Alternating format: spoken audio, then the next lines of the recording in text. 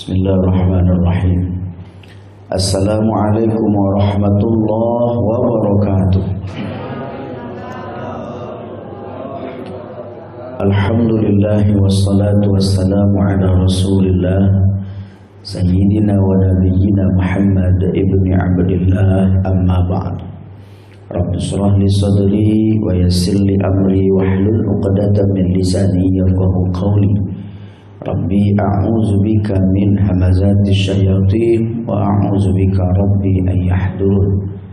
Shadaqallahul azim wa shadaqa rasuluhul karim. Yang kita hormati Bapak Ketua RW, Ketua RT, tokoh masyarakat, orang tua kita, alim ulama yang berhadir, Bapak Imam dan segenap takmir Masjid Al-Barokah, Bapak Ketua dan seluruh pengurus Masjid Al-Barokah, panitia kurban yang sudah dibentuk, dan semua Bapak dan Ibu jemaah fardu subuh yang dirahmati dimuliakan Allah. Kita bersyukur kepada Allah Subhanahu wa taala, subuh ini masih berada dalam keadaan sehat walafiat. Kan sehat Pak? Ibu sehat Bu? Alhamdulillah.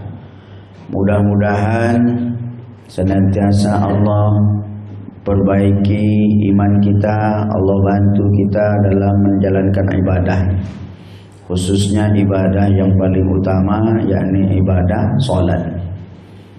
Karena rumusnya, perbaiki salatmu, Allah akan perbaiki hidupmu. Yang banyak masalah, perbaiki salat, Allah akan bantu selesaikan masalah kita. Yang masalah dengan istri, perbaiki salat, Allah akan perbaiki istri kita. Yang punya masalah dengan suami, perbaiki salat, Allah akan perbaiki suami kita. Yang punya masalah dengan anak, perbaiki salat, Allah akan perbaiki anak-anak kita. Yakin dan percayalah. Makanya selesai kumandang azan itu hayya 'alas shalah, setelahnya hayya 'alal falah. Orang yang perbaiki salat pasti akan sukses, beruntung dunia akhirat. Salawat dan salam kepada Nabi kita, Nabi besar Muhammad sallallahu alaihi wasallam, dengan mengucapkan Allahumma salli wa sallim ala sayyidina Muhammad wa ala ali sayyidina Muhammad. Bapak dan Ibu, kaum muslimin muslimat, fardu subuh yang dimuliakan Allah.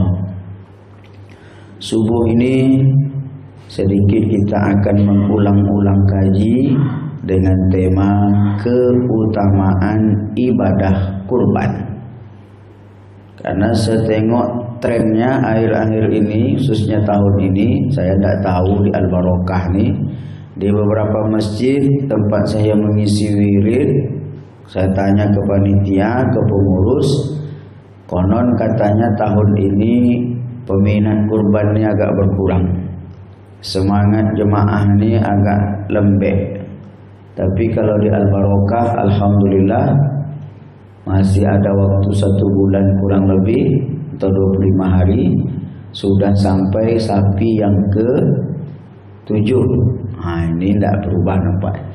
Masih ada kotak kosong, ke-8 yang terakhir. 1, 2, 3, 4, 5, 6, 7, 8. Sudah terisi 8 kotak, bersisa 8 kotak. Artinya sudah 8 kurban sapi, tinggal 8 lagi yang mau dipenuhkan. Mudah-mudahan bisa kita penuhkan menjelang hari kurbannya. Ibu bapak yang dirahmati oleh Allah Subhanahu wa taala, kurban ini sudah setiap tahun kita laksanakan. Apa itu kurban? Adalah penyembelihan hewan tertentu di hari tertentu untuk mendekatkan diri kepada Allah. Ini makna kurban. Harinya tertentu, hewannya tertentu, niatnya karena Allah. Satu saja tidak ada dalam 3 ini, dari yang 3 ini, bahkan dia tidak kurban namanya. Hewannya tertentu. Kalau ada orang motong ayam walaupun 1 dam truk, itu tidak disebut kurban, walaupun di hari raya. Padahal mungkin nilainya lebih banyak dan lebih besar daripada kurban. Kurban kita berapa sini Ustaz? 2 juta? 2,5 juta. Luar biasa nih. Hampir semua itu sekarang di atas 2,5 juta. Ada Al-Barakah 2,350 juta. Kemudian hewannya, walaupun dia potong sebanyak-banyaknya bebek, kan ada potong bebek angsa masak di kuali, nona minta dangsa seorang 4 kali. Tapi kalau ya di hari raya itu tapi tidak sesuai. Kenapa? Karena tidak hewan yang ditentukan. Hewannya itu apa? Kambing, domba, bili-bili, sapi, kerbau, unta. Ayam tidak masuk kurban. Jadi kalau dia potong ayam itu tidak kurban namanya.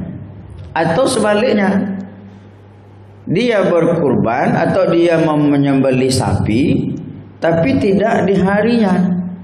Hari berkurban itu kapan? Tanggal 10 Zulhijjah, 11, 12, 13. Hari rayanya itu tanggal 10 ditambah 3 hari tasyrik. Dia potong sapi hari ini 10 ekor. Pak Ustaz, lama kali lagi tanggal 10 Zulhijjah, hari ini aja lah kami potong, kami mau kurban. Itu tidak kurban namanya, sedekah biasa saja. Nah makanya kalau kita lewatkan tahun ini, berarti ya tahun depan, kalau masih umur ada. Oleh karena itu rugi rasanya kalau kita tidak berkurban di tahun ini. Atau dia potong sapi tanggalnya persis tanggal 10 setelah sholat Id, tapi niatnya bukan karena Allah, umpamanya. Ini juga tidak masuk kategori kurban, karena mau mencalek 2024. Kan? Undangnya orang saya mau kurban nih. Nah, ini hati juga. Ya, niatnya mesti lurus untuk mendekatkan diri kepada Allah. Maka dia disebut kurban, qaraba, yaqrabu, mendekat. Sudah menjadi bahasa kita. Kalau ada kawan kita yang sudah dekat, itu disebut kawan karib, sahabat karib. Karib itu dari qaraba, karib, dekat, mendekatkan diri kepada Allah. Ini makna. Lalu hukumnya, nah ibu bapak yang dirahmati oleh Allah Ta'ala, kalau kita tengok di kitab Fiqhul Islami wa Adillatuhu, ditulis oleh Syekh Wahbah Az-Zuhaili, itu ada perbedaan pendapat ulama. Hukumnya yang pertama jumhur ulama dulu. Jumhur itu apa? Mayoritas, kebanyakan ulama mengatakan sunat. Sunat itu apa? Dikerjakan berpahala, ditinggalkan rugi. Selama ini kan tidak dikerjakan pahala, ditinggalkan tidak apa-apa. Maka sunat itu ya ditinggalkan aja, karena tidak apa-apa. Sunat itu bukan berarti kita tinggalkan. Inilah yang banyak sekarang nih kita silap nih, jemaah nih, umat nih. Karena sunnah itu tidak apa-apa. Salat berjamaah di masjid, katanya sebagian besar ulama menyebut hukumnya sunnah muakkad. Ada yang mengatakan fardu kifayah. Nah, lalu apakah karena dia sunnah lalu ditinggalkan? Tidak. Karena banyak fadilah, keutamaan, pahalanya. Hanya saja kadang-kadang kita nih, karena pahala-pahala atau keutamaan-keutamaan yang dijanjikan itu tidak tampak, tidak real, tidak nyata. Nah, inilah yang kadang-kadang membuat orang itu tidak yakin seakan-akan janji Allah. Salat berjamaah, kata Nabi, bahwa pahala yang paling utama yang datang di pertama dengan yang kedua dan seterusnya itu beda-beda. Kalau diumpamakan, yang pertama ini dapat unta, sop kedua dapat sapi, sop ketiga dapat kambing, sop keempat dapat ayam, sop kelima dapat telur ayam, yang di luar dapat tai ayam, kan? Tapi karena tidak nampak, abstrak, akhirnya banyak orang yang mengabaikan saja. Tapi kalau kita coba umpamanya nih, letakkan oleh panitia atau pengurus masjid di sop pertama nih uang merah Soekarno Hatta 100.000, 100.000, 100.000. Berapa orang jumlah sop nih? 20. Nah, berarti 20 lembar uang 100.000 ini. Nah, belakang nih nanti baru 50.000, 50.000, 20.000, 20.000, 10.000, 5.000, 2.000, 1.500, 200, 100. Kira-kira Bapak Ibu, saya yakin Masjid Al-Barokah nih setiap subuh nih berebut orang mau depan, berebut. Makanya kata Nabi, kalau tahulah kalian fadilah keutamaan sop paling depan itu, maka kalian akan mengundinya. Mengundinya. Sopnya kebetulan jumlahnya cuma untuk 10 orang. Sop paling depan nih. Orangnya ada 20. Maka kata Nabi yang 20 ini akan mengundinya. Siapa yang berhak? Cabut undian. Siapa yang dapat nomor 1 sampai 10, dialah yang paling berhak. Nah, tapi karena kita minta nampak pahalanya itu, akhirnya ya cuek aja. Bahkan kadang-kadang kalau dapat jauh paling belakang. Tengoklah hari Jumat. Makanya Bapak Ibu, kalau untuk urusan ibadah nih, makruh hukumnya kalau kita ada orang datang, walaupun dia lebih tua daripada kita, nisab ini kosong. Kosong itu kebetulan tinggal 1 aja lagi. Ya karena kita orang Indonesia, orang dari timur ini kan banyak sungkannya, segannya. Lalu bapaklah di depan. Nyuruh orang duluan di depan itu kalau untuk urusan ibadah ini makruh. Ya kita harus ambil fastabiqul khairat. Nggak ada istilahnya. Ya kalau acara di tempat lain mungkin, umpamanya orang pesta atau acara di kantor lurah, kebetulan Pak RT udah datang duluan, nanti belakangan baru Pak RW karena sungkan dengan Pak RW di depan. Tapi kalau untuk urusan sholat, nggak ada istilah RT, RW, presiden, bupati, nggak ada. Siapa yang duluan ambil sok paling depan. Nggak ada kita, Pak, Bapak di depan, silakan Pak, saya di belakang aja. Karena tawaduk itu nggak tawaduk namanya, itu bodoh namanya. Ya, karena dalam ibadah ini mesti ambil kesempatan. Dijanjikan yang di depan lebih baik daripada yang nomor 2, lebih baik daripada nomor 3 dan seterusnya. Nah, janji-janji Allah ini sebahagian ya, tidak kita acuhkan karena memang kita ini sudah terbiasa dengan yang instan.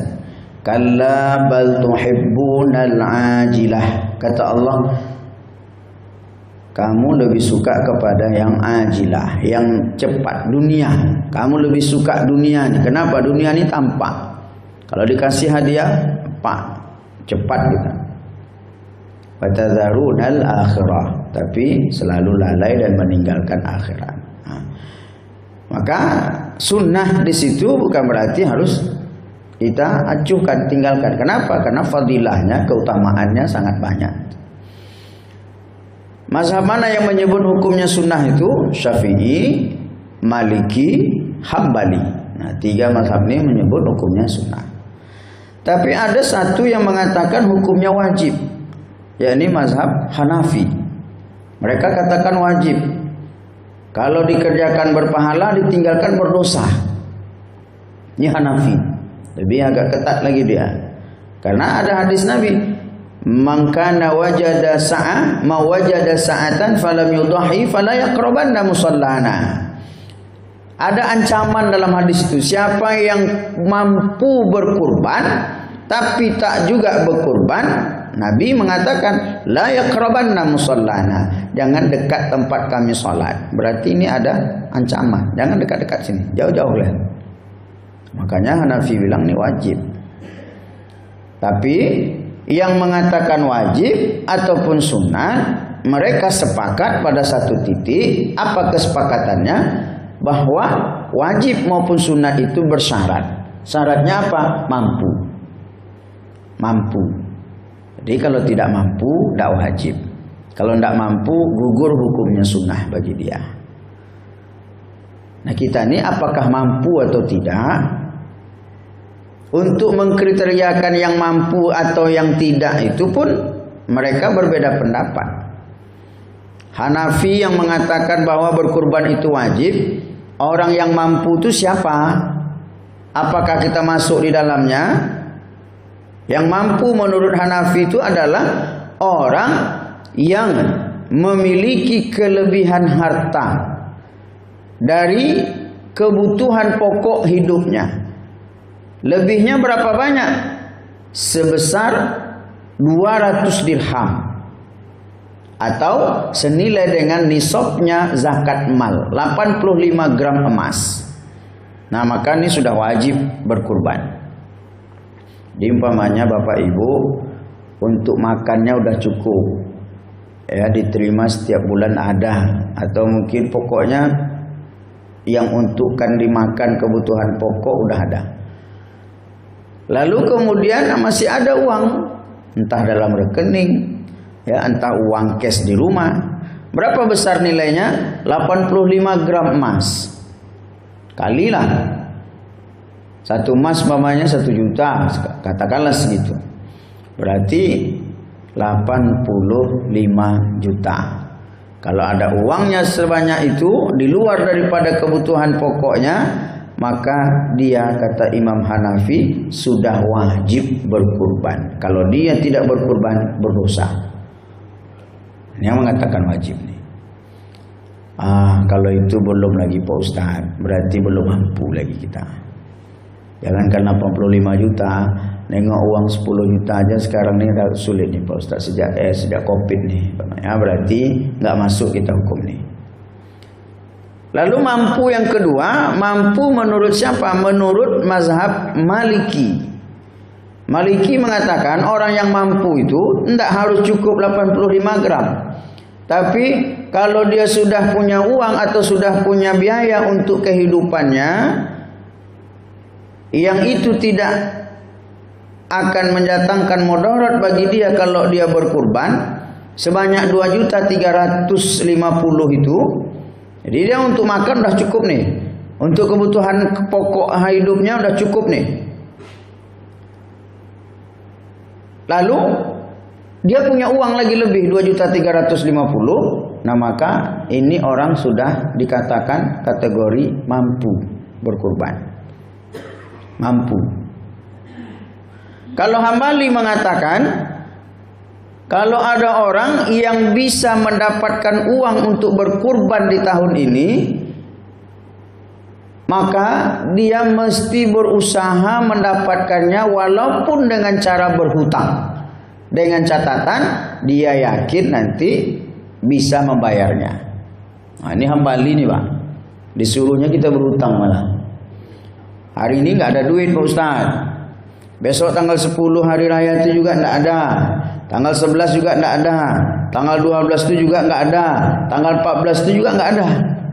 Tapi tanggal 15-nya, 2 hari setelah itu, ada uang arisan mau diterima 25 juta umpamanya. Maka kata mazhab Hambali, orang ini mesti berkurban walaupun dengan cara berhutang. Carilah, Pak Haji, kami ini mau berkurban tapi uang cash belum ada. Bisa pakai uang Pak Haji dulu. Berapa banyak? 2.350.000 untuk kurban jadilah. Nanti tanggal 15 Zulhijjah itu, 2 hari setelah itu insyaAllah kami terima arisan nih Pak Haji. Boleh kata Pak Haji. Kalau ngutang boleh. Kalau untuk kurban. Karena kita ini kan, kalau untuk Allah, untuk ibadah, memang kadang agak berat kita berhutang. Tapi kalau untuk yang lain-lain, cicilan sepeda motor, beli Honda, sampai 3 buah di rumah. Untuk anak yang tua, untuk ayahnya, untuk emaknya. Ngantar anak sekolah, pergi kerja, pasal 3 buah. Tidak ada uang cash berani nyicil.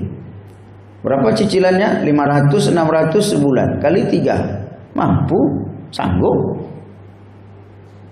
Kenapa? Lagi-lagi karena nampak barangnya. Wujudnya ada. Jelas. Sementara ini, ya, tapi orang yang beriman, dia yakin bahwa pasti Allah akan menggantinya dengan yang lebih baik. Bahkan ibu bapak sekalian, Nabi Ibrahim alaihissalam tuh, bayangkan, Dia menikah pertama sekali dengan Siti Sarah, tak dapat anak. Lalu kemudian dia nikah dengan Hajar di usia yang 80 tahun lebih, baru Allah berikan dia karunia anak, yakni Nabi Ismail alaihissalam. Ismail tumbuh, kemudian falamma balagha ma'ahu sa'i, begitu anak itu yang bernama Ismail itu tadi tumbuh menjadi anak yang sudah mulai mampu berusaha, artinya sudah ya remaja lah, remaja-remaja tanggung lah, anak-anak menjelang remaja itu, maka Allah perintahkan kepada Ibrahim, sembelih anakmu Ibrahim. Datang dalam mimpinya. Dan Nabi Ibrahim waktu itu tidak ada mikir kalau saya sembelih nanti bagaimana, kalau saya sembelih nanti apa yang akan Allah kasih ke Allah. Nabi Ibrahim tidak pernah terbayang bahwa nanti Allah akan kirimkan hewan dari dalam surga penggantinya. Yang jelas sama dia ini perintah Allah, kerjakan. Tetapi apa yang dia dapat?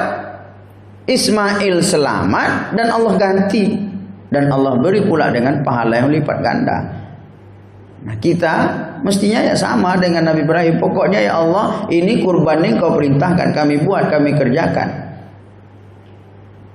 Dan selalu kita ucap, innaka la tukhliful mi'at, engkau tak akan pernah ingkar janji ya Allah. Makanya Nabi Ibrahim itu disebut Khalilullah, kekasih Allah. Ditanya orang, Ibrahim, kenapa engkau diberi gelar kekasih Allah? Apa kata dia? Karena aku tidak pernah menunda-nunda perintah Allah. Aku tetap mendulukan perintah Allah dibandingkan perintah yang lain. Makanya ibu bapak, sejarahnya kenapa Nabi Ibrahim itu disunat, sunat Rasulnya pakai kampak. Karena begitu datang perintah Ibrahim, sunat Rasul berkhitanlah. Ketika itu yang ada di dekat dia kampak, bukan tidak ada pisau.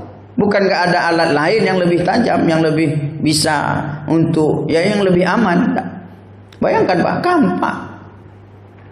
Kenapa dia pakai kampak? Karena kata dia, aku tidak mau menunda-nunda perintah Allah. Yang ada dekat dia waktu itu kampak. Padahal kalau dia pulang aja sebentar ambil pisau, itu tidak apa-apa sama Allah Ta'ala. Tapi karena yang adanya kampak ya. Tapi jangan dibayangkan pula ya Pak ya, mak kalau kampak punya awak di kampak nyonyorlah. Makanya dia tidak pernah terbayang dia apa yang akan terjadi. Tapi pokoknya dia yakin ini perintah Allah, dan setiap yang Allah perintahkan itu pasti akan membuahkan dan menghasilkan kebaikan. Tidak mungkin Allah suruh kita kalau itu akan mendatangkan mudarat. Pasti akan mendatangkan hikmah dan kebaikan-kebaikan. Lalu ya katakanlah mazhab Maliki, Hambali, kita Pak Ustaz tidak berani berhutang nih. Sekarang kita tengok mazhab Syafi'i. Ini mazhab yang mayoritas masyarakat Indonesia yang menganutnya Syafi'i ini. Bagaimana orang yang mampu menurut Syafi'i, kadarnya, ukurannya, kata dia, kalau ada orang Islam cukup bagi dia biaya untuk hidup selama 4 hari tadi. Lalu ada kelebihannya untuk berkurban. Dan dengan berkurban itu tidak mendatangkan mudarat bagi kehidupannya, maka orang ini sudah dikatakan mampu. 4 hari. Mana yang 4 hari tadi? 10, 11, 12, 13. Kata mazhab Syafi'i, kalau kita punya uang, biaya hidup 4 hari itu, 4 hari tadi, lalu kemudian ada kelebihannya untuk berkurban, ini orang dah mampu berkurban. Katakanlah biaya hidup sehari 500.000 pamannya. 4 hari berarti 5 kali 4 2 juta. 2 juta. Uangnya di rumah waktu itu ada 5 juta. Untuk kurban 2.350.000. Untuk kehidupan 4 hari 2 juta. Berarti ada kelebihannya dari 5 juta tadi, ada kelebihan 3 juta. Berkurban cuma 2.350.000. Maka mazhab Syafi'i katakan ini orang udah mampu berkurban. Mestinya dia berkurban. Nah, kalau ini mungkin banyak juga kita yang mesti berkurban ya. Cuma kenapa kita tidak mau berkurban? Pak Ustadz, kalau saya pakai uang 3 juta untuk berkurban, nanti hari yang kelima macam mana? Hari yang keenam kayak mana? Nah, lagi-lagi karena kita tidak yakin juga. Ibrahim lagi-lagi dia tidak pikir ya, kalau saya bunuh anak saya ini, saya sembelih, sementara dia satu-satunya, mana lagi anak saya nanti? Tidak mikir itu, Pak. Tapi apakah dia tidak diganggu, digoda setan seperti kita? Diganggu. Makanya ada satu ritual ibadah haji itu namanya melontar jamarat, melontar jumroh. Datang itu setan, Ibrahim, bodoh kamu nih Ibrahim. Anakmu satu-satunya, sedang lucu-lucunya, sedang disayang-sayangnya, susah pula dulu mendapatkannya. Kok mau-maunya engkau menyembelihnya Ibrahim? Ah, setan nih kata Ibrahim. Rajuman bismillahi Allahu akbar. Rajuman lisayatin waridul rahman. Dilontar, dilempar oleh Ibrahim alaihissalam. Sekarang kita nih kira-kira begitulah. Dan ibu bapak tidak sebanding dengan apa yang Allah perintah kepada Ibrahim. Kalau Ibrahim disuruh nyembeli anaknya yang paling disayang, yang satu-satunya, kita cuman keluarkan hartamu 2.350.000 aja. Tapi setannya luar biasa juga. 2.300.000 kalau saya keluarkan habislah, apalagi mau dimakan. Kalau saya keluarkan, apa besok uang bayar kredit? Kalau saya keluarkan, apa besok untuk ini, untuk itu, untuk ini, untuk itu. Begitulah kita. Makanya Allah contohkan itu dengan pengorbanan yang paling berat dan yang paling berharga dalam hidupnya. Menjadi contoh bagi kita bahwa kurban kita memang tak ada apa-apanya dibandingkan kurbannya Ibrahim alaihissalam. Allah tidak minta sembelih anakmu, tidak. Allah tidak minta sembelih istrimu, tidak. Allah tidak minta korbankan rumahmu yang satu-satunya itu, tidak. Tapi hanya sepersekian dari apa yang kita punya. Kayu bapak sekalian rahmatullah ta'ala, ini mesti kuat dulu keimanan keyakinan kita bahwa apa yang Allah suruh ini pasti akan datangkan manfaat kepada kita. Nah, makanya berkurban itu kalau kita tengok hadisnya, sekarang kita tinggalkanlah hukum wajib, sunat, mampu menurut mereka ini. Mari kita tengok fadilah keutamaannya. Yang pertama, berkurban itu apa? Berkurban itu wujud tanda syukur kita kepada Allah. Inna a'tainakal kautsar. Makanya ayat berkurban itu Allah mulai dengan ini. Inna a'tainakal kautsar. Sungguh kami sudah memberi kalian nikmat yang sangat banyak. Kautsar, katsir, banyak. Banyak nikmat dah kata Allah. Bayangkan kita hidup nih, Allah beri kesempatan menghirup udara, oksigen, bebas Pak. Gratis. Tidak ada kita yang bayar. Gratis saja. Dari tahun kemarin sampai tahun ini, 1 tahun ini gratis. Tidak terbayang oleh kita kalau kita harus bayar Pak. Berapa 1 tabung oksigen harus kita bayar. Itu pun hanya terbatas waktunya. Habis bayar lagi, habis bayar lagi. Hari ini inna a'tainakal kautsar. Banyak nikmat yang kalian terima. Bernapas gratis, rezeki Allah kasih, kehidupan Allah kasih, keluarga Allah kasih, dan semuanya itu Allah berikan kepada kita gratisan. Tak ada harus kita bayar. Maka sebagai tanda syukur ya Allah, walaupun tak sebanding dengan apa yang Engkau berikan, tetapi aku rela ikhlas 2.350.000. Janji Allah, la in syakartum la azidannakum. Kalau kalian bersyukur, aku tambah. Aku tambah. Tidak akan berkurang. Allah akan tambah terus, tambah terus, tambah terus. Wala in kafartum inna azabi lasyadid. Tapi kalau kalian kufur, punya uang, mampu, lalu ngaku-ngaku tidak mampu, tunggulah kata Allah, azabku sangat pedih. Ya, bagaimana caranya? Itu rahasia Allah. Meletup kompor gas di rumah, habis mulai dari dapur sampai ke ruang tengah. Menjalar api sampai ke ruang tamu, habis. Mestinya 2.350.000, tapi kemudian habis satu buah rumah. Boleh jadi. Karena selama ini mungkin tak mau berkurban itu karena sayang. Ada uangnya Pak Ustaz, tapi rasanya mau buat keramik dulu untuk ruang tamunya. Dah. Panggang sama Allah Ta'ala rumah. Atau dengan cara lain. Ngong, anak-anak Honda. Tuh, sampai di simpang Sekuntum senggol sama mobil tangki. Ya, kita tidak tahu. Karena kata Allah, wala in kafartum inna azabi lasyadid. Bentuk azabnya itu tidak Allah sebut. Agar kita waspada. Inna azabi lasyadid. Apa bentuknya? Tunggu aja lah. Nah, orang yang bersyukur, dia akan ditambah oleh Allah Ta'ala. Ini mudah-mudahan yang udah 8 ekor nih, kita doakan Allah tambah-tambah keberkahan rezeki-rezekinya. Amin. Yang belum nih, ini mulai hari ini mari kita merenung. Bersyukur kepada Allah. Oh, kami ini kan tidak mampu Pak Ustaz. Nah, ukuran mampu dah kita sebutkan tadi. Kalaulah yang 2.350.000 per tahun, Bapak Ibu, kalau kita bandingkan dengan biaya-biaya yang lain, itu memang tidak sebanding. Tak sebanding dengan biaya-biaya yang kita keluarkan yang lain. Seperti tadilah kredit motor, segala macam, tak ada bandingnya. Setahun ini 360 hari. Kalau 10.000 saja per hari, 3.600.000 mestinya udah kita ada kumpul nih. Sementara berkurban 2.350.000. Berarti tak sampai 10.000 sehari dalam setahun nih. Tak sampai 10.000 kita keluarkan untuk berkurban. Kalau 10.000, 3.600.000 setahun. Sementara hari-hari kita kadang-kadang uang 10.000 nih, sebulan kadang-kadang berserak-serak aja uang 1.000, 2.000 pulang dari kedai tak terpakai kadang.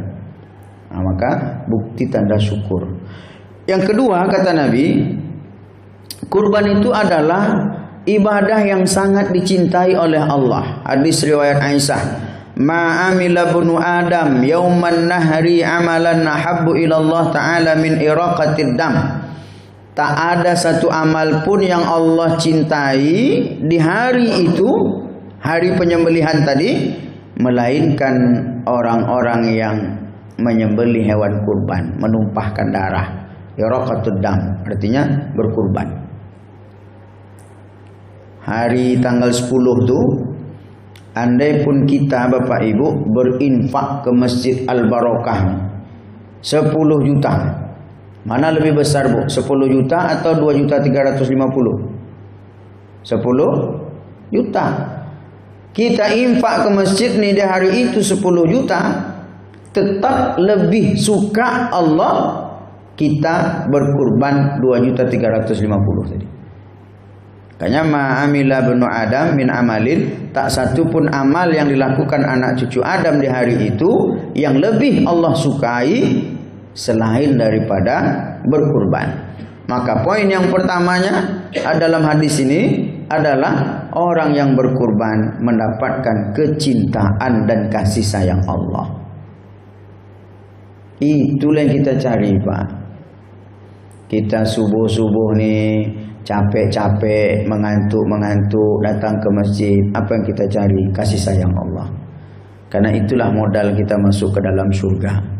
Kata Nabi, orang masuk surga sekali-kali bukan karena amalnya yang banyak, bukan karena ibadah-ibadahnya, tapi apa yang menghantarkan kita ke surga? Kasih sayang Allah. Termasuk engkau ya Rasulullah, kata sahabat. Iya, aku juga masuk surga bukan karena amalku, tetapi karena kasih sayang Allah. Raihlah kasih sayang Allah itu. Tahun ini ada kesempatan berkurban, dengan cara itu mendapatkan kasih sayang Allah Ta'ala, kecintaan Allah Ta'ala. Nah itulah kita harap. Tidak berharap apa-apa, bukan mengharapkan puja-pujian dari masyarakat, bukan mengharapkan pujian-pujian dari orang lain, bukan mengharapkan ini dan itu, tetapi semata ahabbu ilallah. Dia amal yang paling disukai oleh Allah. Makanya yang mengatakan sunnah tadi, bagi yang mampu itu makruh hukumnya dia tidak berkurban. Kalau dia mampu, makruh hukumnya tidak berkurban. Karena sunnah itu kan lawannya makruh. Makruh itu apa? Ya memang tidak berdosa. Tapi namanya juga kariha, yang dibenci, yang tidak disukai. Makanya kalau yang makruh ini sering kita buat, hari ini tidak kurban, tahun kemarin tidak kurban, tahun sebelumnya tidak kurban, tidak kurban, tidak kurban, tidak kurban. Sudah banyak melakukan yang makruh itu, apa yang akan terjadi pada diri kita? Akan menghilangkan kasih sayang Allah kepada dirinya. Karena terlalu banyak buat yang makruh nih, mengurangkan kasih sayang Allah dan bisa menghilangkan kasih sayang Allah. Sama kita apa, Bu? Berkawan, ada kawan tuh kita senang aja untuk traktir dia, atau pokoknya ringan aja tangan kita mau ngasih apa nama sama dia. Entah uang nanti 5.000, 10.000, 20.000. Tapi ada kawan tuh memang dia tidak pernah berdosa sama kita, tidak pernah menzalimi kita, tidak pernah bersalah kepada kita. Tapi rasa-rasanya berat untuk memberi sama dia. Dia tidak pernah berdosa. Tapi berat itu kenapa? Ya karena memang yang makruh-makruh itu tadi. Nah, kira-kira begitulah kita dengan Allah Ta'ala. Kalau yang makruh-makruh ini selalu dibuat, akhirnya mengurangi kecintaan Allah. Nah, kita raih kembali nih agar mendapatkan kasih sayang Allah.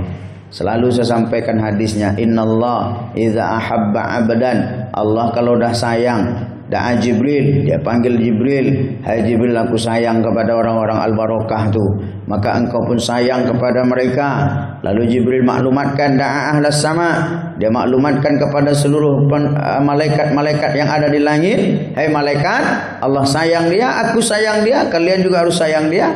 Lalu Allah perintahkan malaikat tadi turun ke bumi, membisikkan rasa sayang itu ke dalam hati-hatinya orang beriman, maka orang-orang pun akan sayang kepada dia. Nah, ini poin dalam hadis ini keutamaannya.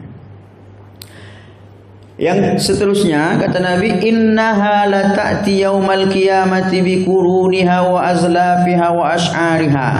Sesungguhnya hewan yang dikurbankan tadi di hari kiamat akan datang dengan tanduk-tanduknya, kuku-kukunya dan bulu-bulunya. Kita kurban sapi, besok di hari kiamat kata Nabi, Allah akan datangkan ia tanduk, kuku, bulu. Untuk apa didatangkan Allah? Mereka akan bersaksi, Pak, membela kita. Bayangkanlah hari kiamat itu, yauma yafirrul mar'u min akhihi wa ummihi wa abihi wa sahibatihi wa banihi. Hari itu semua orang akan lari. Anak tinggalkan ibunya, tinggalkan ayahnya, ayah tinggalkan anak-anaknya, tinggalkan istrinya, tinggalkan saudara-saudaranya, tinggalkan siapa saja. Hari kiamat itu besok kalau udah iza zulzilatil ardu zilzalaha, bumi ini terbelah, langit terbelah, gunung-gunung berterbangan seperti bulu-bulu yang berterbangan. Lalu kemudian kita nih sudah sibuk dengan amal masing-masing saja. Anak tak lagi sudi dekat ayahnya, tak mau lagi nolong maknya. Kenapa? Karena sudah sibuk masing-masing. Lalu ada yang akan datang. Kalau yang lain pada lari, tetapi ya'ti la ta'ti yaumal qiyamah. Dia akan datang di hari kiamat membela kita, bersaksi untuk kita. Ya Allah, ya Rabb, mereka ini dulu di dunia rela berkurban, mengorbankan hartanya karena Engkau ya Allah. Saksi. Dan yang hebatnya lagi, Nabi sebut dalam hadis ini, yang datang itu apa? Tanduknya, kukunya, bulunya. Dari hewan itu 3 inilah yang tidak kita pakai, tidak kita makan. Maknanya apa? Sedangkan yang tidak dimanfaatkan di dunia saja bisa menolong sebagai persaksian, apatah lagi yang dipakai. Apatah lagi dagingnya yang direndang, yang digulai, yang dimakan itu. Sedangkan tanduknya saja datang bersaksi besok. Tanduk, kan tidak ada orang makan tanduk, Pak. Entah kalau di sini ada orang buat cincang tanduk sapi, Allah alam. Kuku tidak ada. Dendeng kuku sapi Jawi tidak ada. Bulu tidak ada juga. Randang bulu sapi tidak ada. Tapi yang tidak ada itu, yang tidak bermanfaat di dunia itu, yang akan datang sebagai percontohan bahwa yang tidak dipakai saja bisa menolong di hari kiamat. Apatah lagi yang kita pakai, yang dimanfaatkan, yang dibagi-bagi daging-dagingnya itu, yang dimakan. Kemudian wa inna ad-dama la yaqa'u minallahi azza wa jalla bimakanin qabla an yaqa'a 'alal ard. Bahwa kata Nabi, inna ad-dam, sesungguhnya darah hewan yang dikurbankan itu la yaqa'u minallah, sampai kepada Allah azza wa jalla, qabla an yaqa'a 'alal ard, sebelum darah itu menetes ke bumi. Jadi besok kan dipotong sapi itu, cerat, darahnya itu muncrat, deras itu Pak, cepat, persekian detik sampai ke tanah. Tapi kata Nabi, lebih cepat lagi sampai pahalanya kepada Allah dibandingkan darah itu sampai ke bumi. Begitulah cepat pahala kurban itu dapatnya. Pahala kurban itu sebelum darah itu sampai ke tanah, Allah sudah catat pahalanya. Dia sudah sampai kepada Allah Ta'ala. Ibadah paling cepat pahalanya sampai kepada Allah Ta'ala. Ayo Bapak sekalian rahmatullah Ta'ala, dengan keutamaan-keutamaan ini mudah-mudahan bersemangat kita hendaknya. Dalam hadis yang lain pula Nabi katakan, hewan kurban besok akan datang di hari kiamat sebagai kendaraan mereka yang berkurban ketika mereka meniti sirat. Meniti sirat Pak, tipis, bagaikan rambut dibelah 7. Konon, bayangkan. Dan di saat meniti ini macam-macam orang. Ada yang terbungkuk-bungkuk, jatuh, masuk neraka.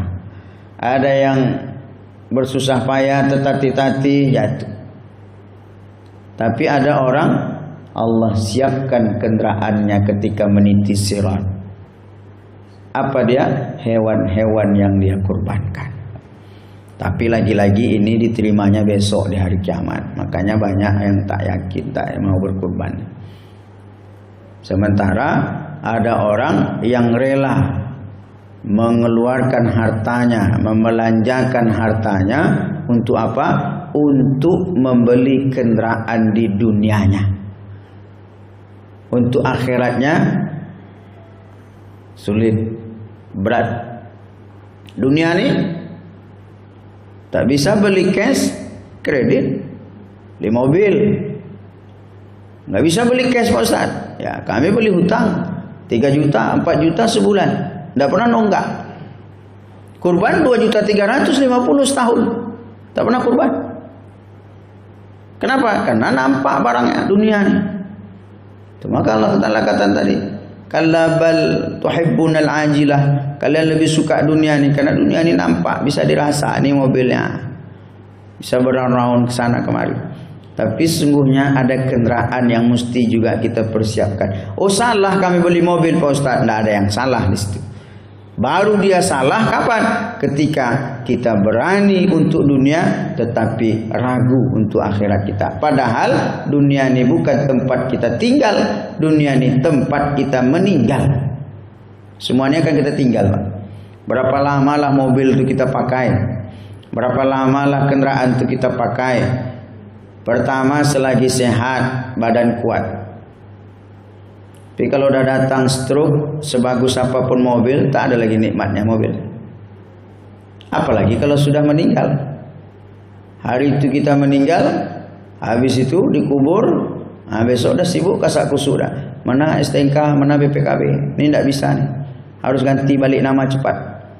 Kenapa? Nanti kalau ditangkap polisi, polisi tidak mau menilang orang mati. Balik nama Pak. Tukar sama BBM. Dulu hitam, sekarang udah putih pula. Nah, nomor-nomornya pun ganti. Tanggal mati pajaknya pun bertukar. Jangan-jangan, udahlah kata anak. Ini mobil kenangan bapak, asal duduk kita dalamnya serasa nampak dia, jual aja lah cepat. Masya Allah. Jual, pergi dia ke showroom baru, beli yang baru. Katanya, tidak sampai hati Pak Ustaz. Duduk kami di atas tu serasa masih ada bapak dalam tu, katanya. Foto-foto bapak itu buka, katanya. Saya pernah nih Pak, jumpa kayak gini. Hari itu suaminya meninggal. Entah dukun dari mana dia undang datang ke rumah. Apa kata dukun tuh? Turunkan semua foto-foto ayah kalian nih, katanya. Kenapa gitu? Kasihan nanti anak-anak nih, biar dia jangan terbayang-bayang, jangan mengganggu kalam apa ya Allah. Sampai begitunya. Masih kuning lagi tanah kubur. Tapi itu dunia, akan kita tinggalkan. Nah maka jangan sampai kita menyesal. Karena penyesalan itu pasti datangnya belakangan. Kalau yang datangnya di depan itu namanya pendaftaran. Ya Pak, pendaftaran. Kalau datang belakangan itu namanya penyesalan. Nah sebelum penyesalan, walau tara izil mujrimuna nakisu ru'usihim inda rabbihim rabbana absarna wa sami'na farji'na na'mal salihan inna muqinun. Barulah menyesal besok. Ternyata di hari kiamat ada orang yang naik tunggangan kendaraan, sementara kita tak dapat kendaraan. Baru datang menyesal. Rabbana, ya Allah, pulangkan kami balik ke dunia. Kami mau berkurban lagi ya Allah. Muka ini 1 bulan ke depan atau 25 hari ke depan nih, bagi yang belum, ukur-ukurlah balik. Jangan-jangan kita ini mampu tapi ngaku tidak mampu. Karena untuk yang lain kenapa bisa, untuk yang ini kenapa tak bisa. Mesti kita berpikir kembali. Padahal kalau kita tunaikan, mudah-mudahan berkah Allah akan tambah-tambah rezeki kita. Yakin dan percayalah Bapak Ibu bahwa Allah tidak akan sia-sia dengan apa yang Dia perintahkan kepada kita. Yang lebih kita khawatir itu apa? Itulah ancaman Nabi tadi. Man wajada sa'atan falam yudahi fala yaqrabanna musallana itu. Siapa yang sanggup mampu dia berkurban lalu tak berkurban, kata Nabi, jangan dekat kami sholat, jauh. Apa maknanya? Kalau di dunia saja Nabi sudah tak sudi dekat dengan dia, konon lagi nanti di akhirat mungkinkah dia akan mendapatkan syafaat dan pertolongannya? Kalau di dunia saja Nabi sudah suruh jauh, saya tidak mau dekat-dekat dengan kalian. La yaqrabanna musallana, jangan dekat-dekat kami semayang, jauh. Tidak usah dekat-dekat sholat. Tidak usah sholat di Al-Barokah nih, kata pengurus. Jauh. Apatah lagi kelak kita selalu sebut ya mudah-mudahan dapat syafaat. Sementara di dunia Nabi sudah buatkan gambaran la yaqrabanna musallana, jangan dekat-dekat. Ini ibu bapak sekalian yang dirahmati oleh Allah, mudah-mudahan ada manfaatnya. Dan bagi yang berkurban, mudah-mudahan Allah terima amal ibadah kurban kita, dan kemudian Allah akan datangkan keberkahan-keberkahan dengan kurban yang kita kurbankan ini. Bagi yang belum, mudah-mudahan Allah mudahkan, Allah murahkan rezekinya. Dan andai pun tahun ini belum, mudah-mudahan di tahun-tahun yang akan datang Allah takdirkan kita menjadi orang yang berkurban. Kalau ada pertanyaan disilahkan, kalau tidak saya tutup. Alhamdulillah, semua sudah paham karena semua sudah berkurban. Ini yang datang, ini yang berkurban aja. Ceramah saya ini untuk yang tidak datang. Sekian, banyak maaf. Bila taufiq wal hidayah. Assalamualaikum warahmatullahi wabarakatuh.